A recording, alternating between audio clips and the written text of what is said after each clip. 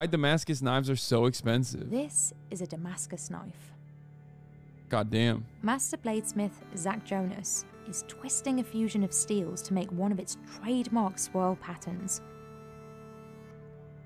But these unique swirls are more than just decorative.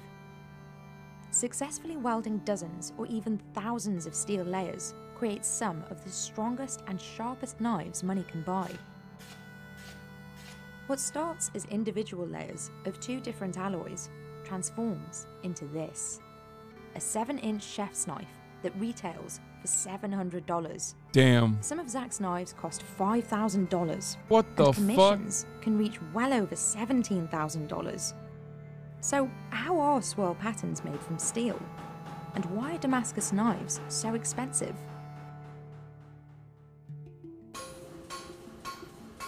The people saying it's a fucking knife. Hello? Hello? We're about to find out why it's so expensive. That's the whole video. It's not called why Damascus knives are not expensive or Damascus knives are not inexpensive. It's called why Damascus knives are so expensive. Hello? You're about to find out why it's so expensive. Stop getting mad. Notice right away when looking at Damascus is that visual pattern, and it ranges from very, very bold. Okay, I would buy a knife from this guy. Look at him, dude. I mean, dude, this is what a blacksmith should look like. Okay? Like, I get why it's $7,000, bro. Look at this fucking guy. Look at him. Look at him. Also, I don't want to hear from you CSGO Andes. You probably spent like around $4 grand, $5 grand, $6 grand, and you got 0 knives so far. Okay? So suck my dick. At least that's a real knife in the real world that you can actually cut shit with, and not a digital knife that you don't even have yet.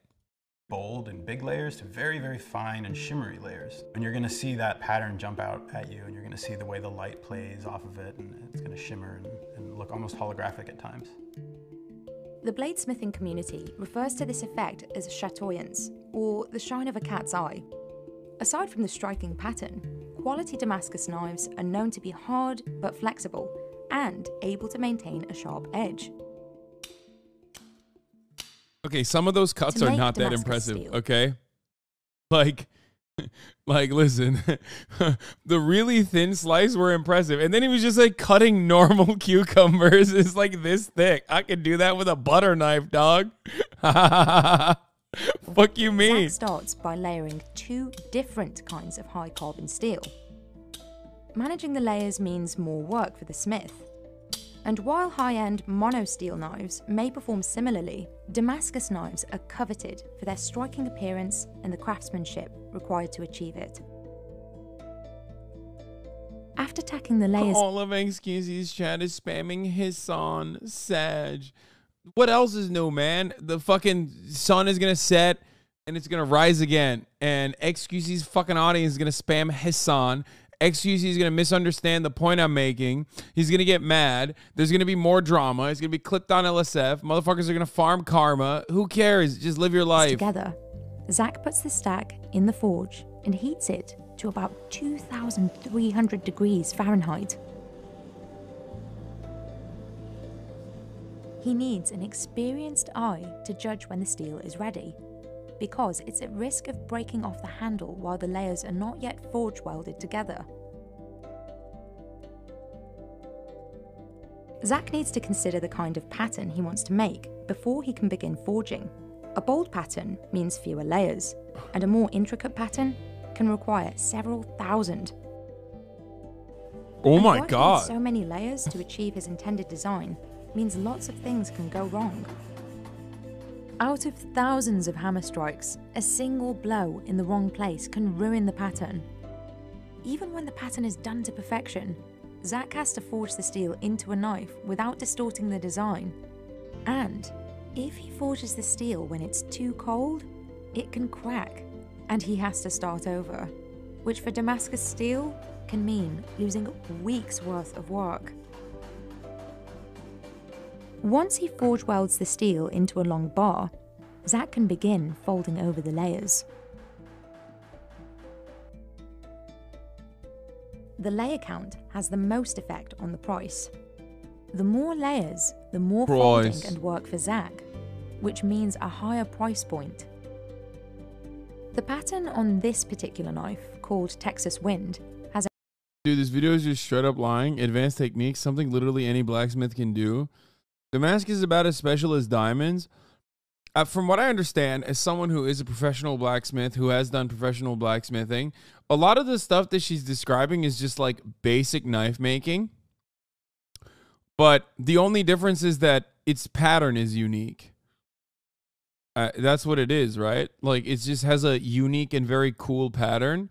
And in order to maintain that cool and unique pattern, you have to be very careful and very deliberate with all of your strikes. You can't just like fucking randomly strike at it. That's pretty much it. It costs so much because it's a human making it by hand rather than a machine shitting out 100 a day. Yeah. These knives are worth a 600 plus price, but only if you cook often. I have one and I love my knife. It was a game changer. Has only 45 layers, which is why Zach sells it for just under $1,000. But his more expensive knives can have 5,000 layers. Holy fuck, look at that. And that can take a month to Bro, this is some Dan Flash's ass shit, dude. Look at the complicated patterns, brother. complete, giving it a higher price tag. So you can see I'm twisting the steel with this wrench. It's got to be real hot. If it gets too cool, the layers will want to shear and come apart, and then the piece is trash. I'm keeping track of the rate that I'm twisting at and counting as I go. This technique is specific to twist Damascus, and it creates star-like patterns on the steel. Too much twisting and the steel will want to shear, but the tighter the twist, the more dramatic the pattern. And that'll do it.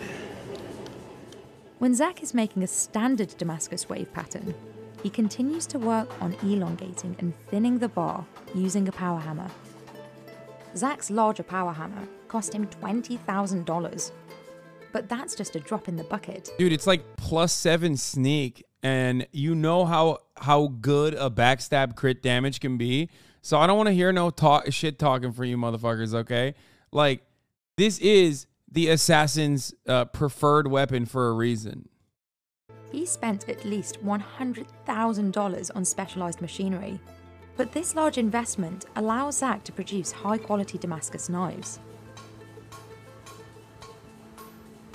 Once Zach forges the tip of the blade, he cross-checks it with his template to ensure the knife looks exactly as it should. Now it needs to undergo a metallurgical change, which is called heat treatment, and this part is hardening. And a lot of the stuff that he's explaining is just like basic knife making, by the way. Again, as a professional knife maker who has made a knife but never really fully finished it, I am the foremost authority to talk on the subject. And he's basically describing how all blacksmithing by hand works. For those of you who are not professional knife makers like myself, you know, I will do the honors and explain it to you, like, fear not, you know what I mean? 'Cause I'm sure you're like worried, concerned, don't understand it. Like, I am a professional knife maker. without doing this, the thing might be shaped like a knife, but it won't behave like a knife. It won't take an edge, it won't hold an edge. So the heat treatment is really, really a critical process, and it determines the metallurgy and therefore the performance of the finished knife. But it's the quenching that makes or breaks the knife. Sometimes a blade will fail in the quench by cracking or warping irretrievably. Looks like the blade came through the hardening. I mean, here, if you want to know. At first it was fun, then scary, then fun again, then spooky, but in a fun way. I love this fight. Yeah. Like, there's footage. Process really well. It's straight, it doesn't have much warping. Little warps can be corrected, and I can see that the scale has blown away from the surface of the steel here, which tells me that the steel has contracted and become hard, and that's what I was looking for. So now this is ready for finish grinding and then a handle. The grinding operation is one of the areas where the skill is kind of most important and most obvious, and this is one of the things that really drives the cost. A single slip can ruin the piece in an instant. The handle is also an important factor when pricing the final product. Some materials, like local maple, are more affordable for Zach, but this Arizona ironwood costs him 10 times as much. It's also a harder wood than maple and requires more work to shape. Zach designs the handles so they serve the purpose of the knife. He makes kitchen knife handles slim, but large enough for the chef to have a firm grip. A hunting knife, on the other hand, requires different properties. It might be used with cold or wet hands, which can cause them to slip. The final step in creating a Damascus knife is the etching, which makes the pattern bolder to the eye. Once dipped in the etchant mixture, one of the alloys oxidizes and turns darker, while the other alloy resists, maintaining its color. Now, the Damascus pattern is revealed. But Zach isn't done yet. He needs to assess the quality of his creation. Let's test the edge. And I use paper for this. This is a simple test. It should glide through with no problem. This knife is razor sharp, with no dullness that needs adjusting. It's ready to sell to chefs like Diego Moya. Diego has been a chef for 27 years and focuses on vegetable cookery. I've had some sharp knives, but this one kind of out of the gate just feels like it glides through without any resistance at all. It's pretty amazing. It just does exactly what your arm wants it to do. You don't have to fight it. He's using a 10-inch chef's knife made by Zach, which costs $1,200. I think the experience is one of effortlessness. I think you just forget that you're using a knife. And $50 knives are as much sharp as that? Okay, bro. Like, the thing I don't understand about this is, like, why you say things like this. Like, as though we haven't tested this, you know what I mean? Like, I cook a lot. I know what a $50 knife cuts like, and I know what expensive knives cut like. I've never used one of these, but, like, you're wrong. You can make any kind of knife sharp if you want. This is more so about the durability of the fucking edge. Okay? But ultimately, you're wrong on the $50 knife part anyway, because no fucking shit-ass knife that you buy is going to be, like, this good. All knives are the same shit. Sounds like a skill issue. Dude, what are you, like a professional stabber? What the fuck are you talking about? I think that when you forget you're using a knife and you use your arm to produce the cutting motion, that's pure bliss. For this kind of experience, you have to pay the price. Zach's buyers typically know the work that's gone into the knife they purchase and the skill level required to make a quality Damascus knife. Zach is one of the fewer than 200 master bladesmiths designated by the American Bladesmith Society. To earn the title, they must successfully produce a Damascus blade with a minimum of 300 layers. The blade must be strong, tough, sharp, and balanced.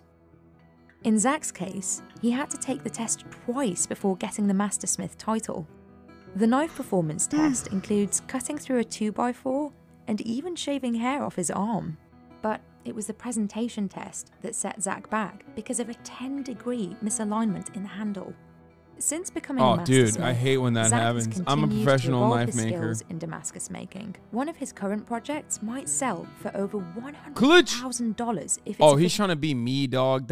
You see that? He's trying to be me. He's literally trying to make the same. That's fucked up. Okay. Commissioned. So this is a project that I've been working on designing for quite a while. Yeah, he's trying to be a very elaborate Middle Eastern sword, a type of scimitar. This is a rough ground blade that I forged out of 1,500 layer Damascus. Yeah, no, he's literally just trying to be me. The demand for Damascus knives has created a market for fake Damascus, where like Betty can't even fucking serve top of the hour ad breaks. I can make a kaluch, and I'm halfway through. I'll finish it one day. But he can't serve top of the hour ad breaks. You know what I mean?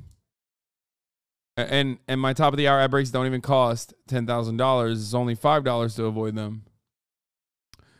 Or free if you have a Twitch Prime. By connecting your Amazon Prime account to your Twitch account, you get one free Prime subscription a month. Use the 3-minute ad break now. Manufacturers imprint the swirl patterns on the knife and sell it at a more affordable price. You can get a Damascus knife for $30, but it will not cut anything for you. There's definitely a growing demand for Damascus steel. When I started out knife making, it was not super well known, and I've really seen it myself in the last 15 years or so as the cultural awareness has come up and people really understand what they're looking at.